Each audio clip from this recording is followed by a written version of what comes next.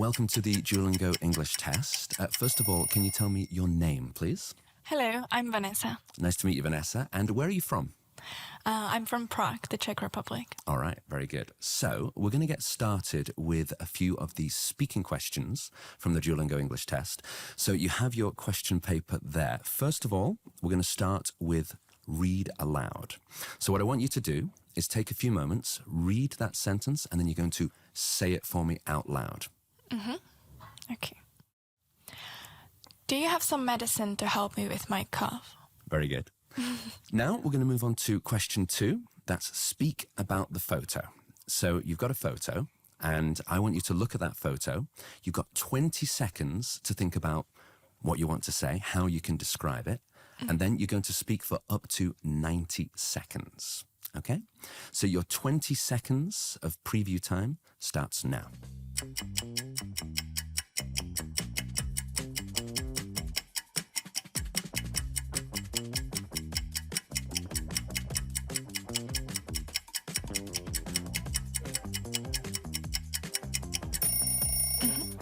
Okay, ready to start? Yes. So your speaking time begins now.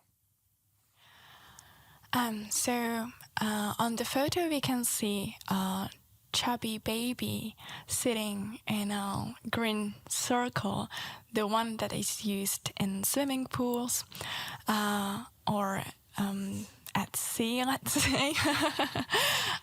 This baby sitting in a circle is in front of blue background, and on the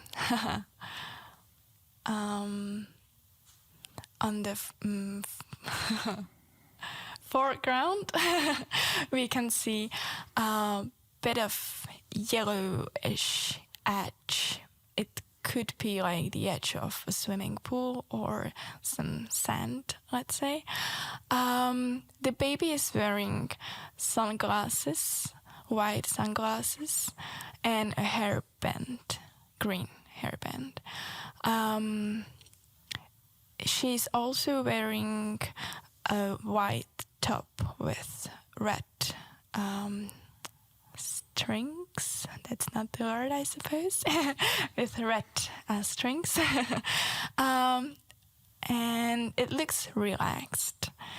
The circle has some pictures on it which are not very well visible on the picture. All right, thank you very much. That's 90 seconds. Excellent. So now we're going to move to question 3. Question 3 is read, then speak. So you've got a question there, and I would like you to read that, have a think about it. You've got 20 seconds to think about it and make a little plan in your head. And then you're going to speak for 90 seconds. Okay? So your preparation time starts now.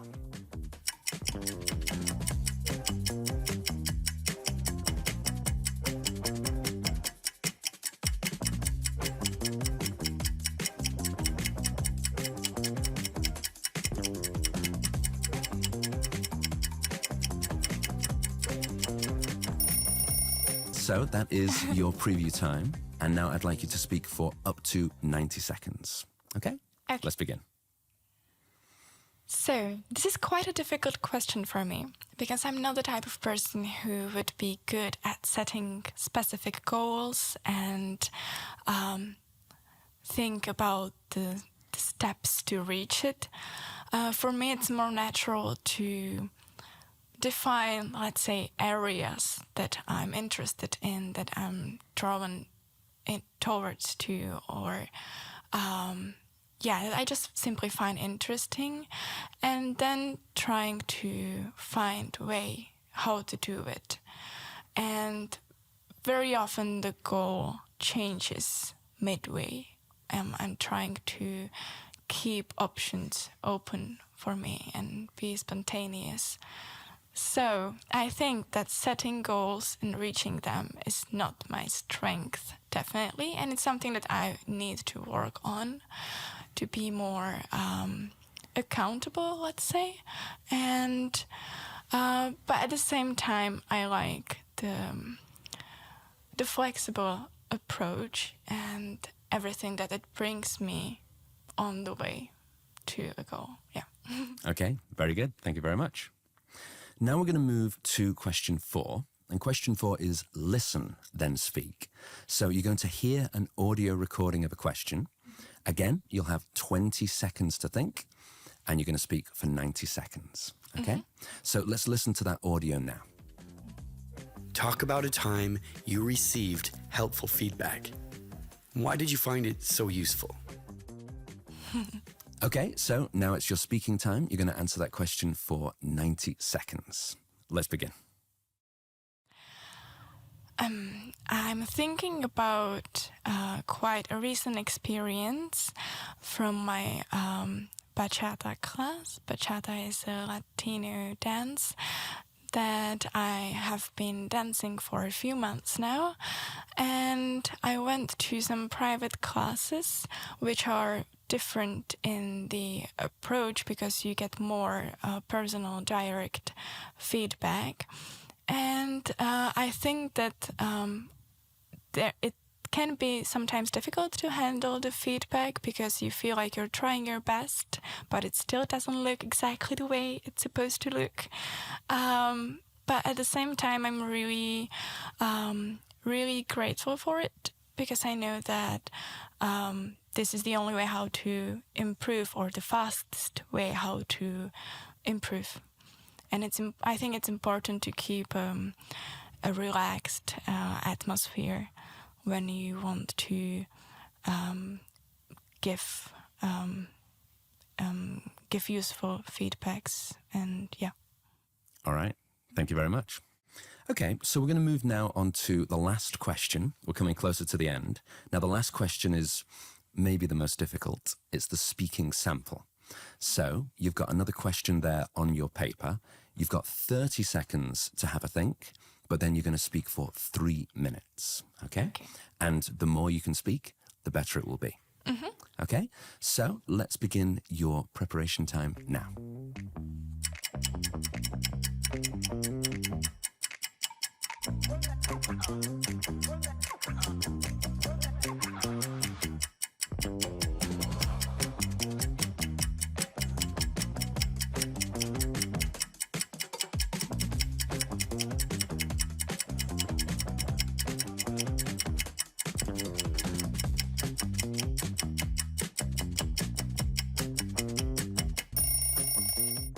Okay, so that is your preparation time. And now you're going to speak for 3 minutes.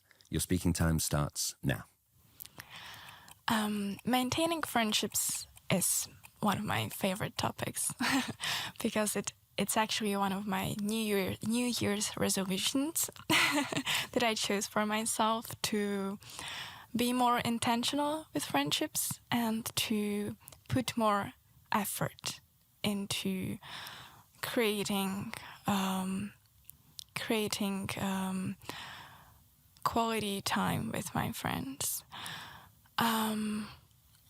As I have a lot of international friends, it can get tricky because some people don't like to text. Some people prefer voice messages. Some people hate voice messages.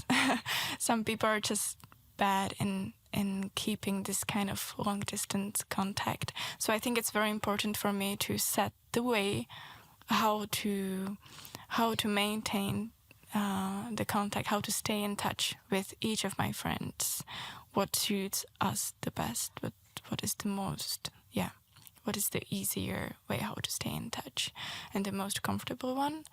And thinking about where is it? Sorry. The example of when I prioritized friendship over other commitments. That's actually a very, very easy question for me because just yesterday I traveled to a different city in the Czech Republic, which is like 3 hours away from where I live, to see a friend from Greece who was by a chance in that town. And even though I know that I have so many other commitments and so much work to do, I decided to travel there to see her when I have the chance. And we had a really good talk, and I know that this is something that will affect in a positive way our friendship for the future. All right. Thank you very much. And that's the end of your Duolingo English Test speaking test. Thank you. Okay, so we're going to relax a little bit. I'm going to put my laptop away and let me give you a little bit of feedback on how you performed. But first of all, I want to ask you, how do you feel you performed? How did it feel during the test? I was definitely a bit more nervous than when I'm just talking casually to a friend. I think I tended to repeat myself a lot because I was trying to find the best, maybe the most advanced way how to say it. Yeah. You know, how to get my message across, but also with like the best vocabulary that I can have, which doesn't make it better at the end, I think. Yes, but I think it was pretty much okay. I think it reflected the level of my English pretty well. Okay. And you're totally right about like the vocabulary side, because there's always like the balance between vocabulary and fluency, because you want to speak as fluently as you can. And your English is very good, so you do speak very fluently. But you also want to, like, exam English is slightly different. It's a little bit more like a performance. It's like showing off a little bit. So it's hard to speak as fluently as you can, but also like show all of your best vocabulary. So yeah, I totally get that. So I'm going to tell you about 5 things. I'm going to tell you about your vocabulary, your grammar, pronunciation, fluency, and then like the content of your answers. And then we'll tell you what your score would be. Okay. So first of all, I think vocabulary, like, pretty good. You had a little bit of trouble at the start when we were talking about the baby in the green ring. So any idea what that word would be? No idea. No, that's just... Like some swimming ring. I have no clue. Yeah. Rubber ring is what we'd say in the UK. I wouldn't even imagine this object if someone told me rubber ring.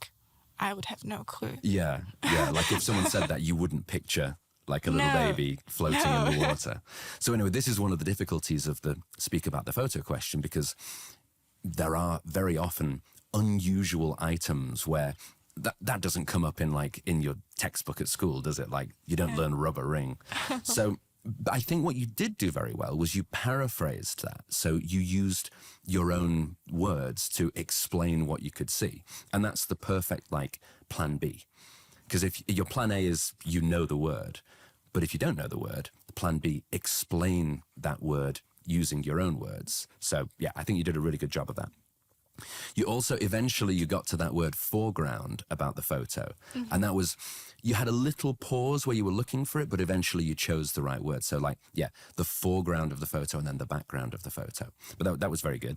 And some really nice language, like later in the test, I think you warmed up a little bit, like you got more and more comfortable. And you talked about like being spontaneous, about being accountable, intentional, and like New Year's resolutions and things like that. So I think pretty good vocabulary overall. Then your grammar, I think your grammar is really good, like very accurate. And I can see you choosing the words. And even when it's quite a complicated sentence, you put all of the words like in the right places. And like even if it finishes with a to, like something to aim to or aim for or things like that, you do that really well. So that was really good. There was one mistake that I noticed, and I noticed it 3 times. So this is something where I think this might be like a continued mistake. So you said, find the way how to do it. And you also said, the only way how to improve. And you also said, set the way how to do something. So any idea what the mistake is? Yeah, the word how should be there. Exactly. Yeah. Very good. It comes from direct translation from the Czech language. There you go, yeah. And then, I mean, that's happened so often, right? You just translate kind of what's in your head. Yeah. So, yeah, it should be find the way to do it, or the only way to improve. So we delete that how. But that's like almost the only grammar mistake that I heard all the way through. So that's a very good job. Thank you. Pronunciation, I mean, very clear, really good. There was one, like in the whole of that test, there was one word where I thought, ooh, it was not quite correct pronunciation. And that was the word specific. So you said specific.